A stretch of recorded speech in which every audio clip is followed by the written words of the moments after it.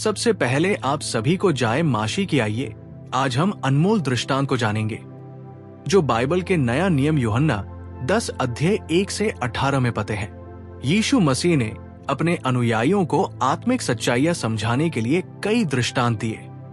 इन दृष्टांतों में से एक बहुत ही सुंदर और गहरा दृष्टांत है अच्छे चरवाहे का दृष्टांत। इस दृष्टांत में यीशु ने स्वयं को अच्छा चरवाहा कहा और अपने लोगों को भेड़े बताया।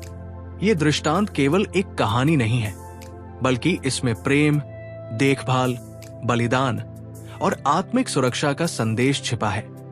यीशु ने लोगों से कहा, जो कोई द्वार से भेड़शाला में प्रवेश नहीं करता परंतु और किसी रास्ते से घुसता है, वो चोर और डाकू है।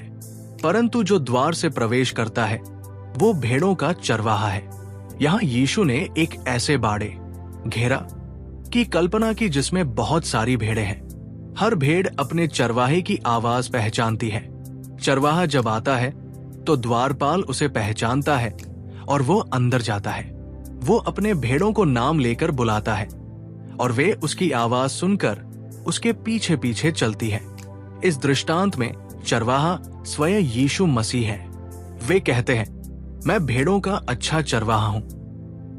अच्छा चरवाहा भेड़ों के लिए अपना प्राण दे देता है।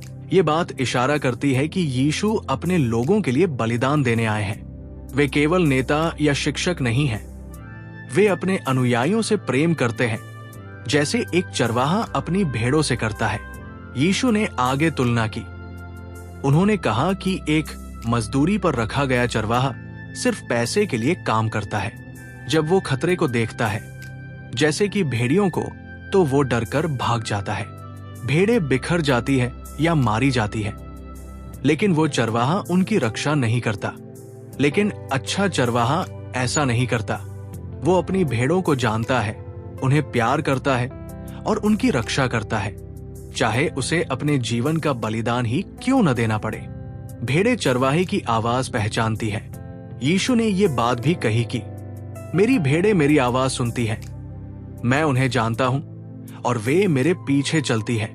इसका अर्थ यह है कि जो लोग यीशु को सच्चे दिल से मानते हैं, वे उनके वचनों को पहचानते हैं और उनका अनुसरण करते हैं। जैसे भेड़ें अपने चरवाहे की आवाज जानती हैं और किसी अनजान की आवाज से डरती है, वैसे ही एक सच्चा विश्वासी आत्मिक रूप से अपने प्रभु की पहचान करता है।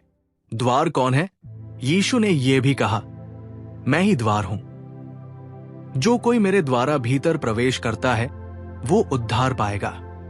इसका मतलब है कि यीशु ही वो रास्ता है जिससे कोई मनुष्य परमेश्वर के पास पहुंच सकता है। उन्होंने साफ साफ कहा कि उनके बिना कोई भी उद्धार नहीं पा सकता। यीशु ने इस दृष्टांत में चोर और डाकू की भी चर्चा की।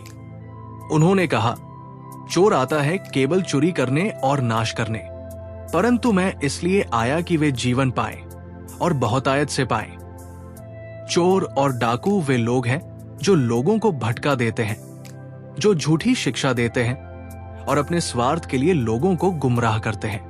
यीशु ने कहा कि वे ऐसे नहीं हैं।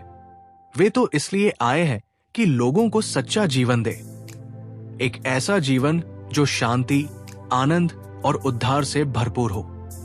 सबसे महत्वपूर्ण बात यह है कि यीशु ने कहा, मैं अपनी जान स्वयं देता हूं। कोई मुझसे इसे नहीं लेता, परंतु मैं इसे अपनी इच्छा से देता हूं। इसका मतलब यह है कि यीशु का बलिदान मजबूरी में नहीं था। उन्होंने स्वेच्छा से, प्रेम में अपने अनुयायियों के लिए अपना जीवन दिया। उन्होंने अपने बलिदान के द्वारा पापों की क्षमा, उद्धार और नया जीवन दिया।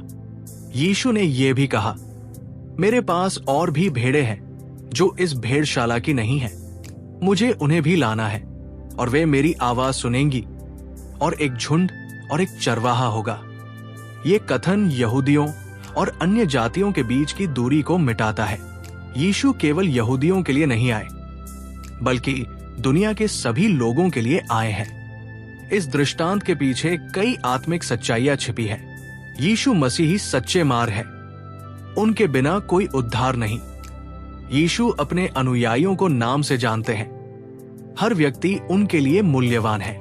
यीशु हमारी रक्षा करते हैं आत्मिक शत्रु जैसे पाप, मृत्यु, शैतान से। यीशु ने हमारे लिए बलिदान दिया ताकि हमें नया और अनंत जीवन मिले।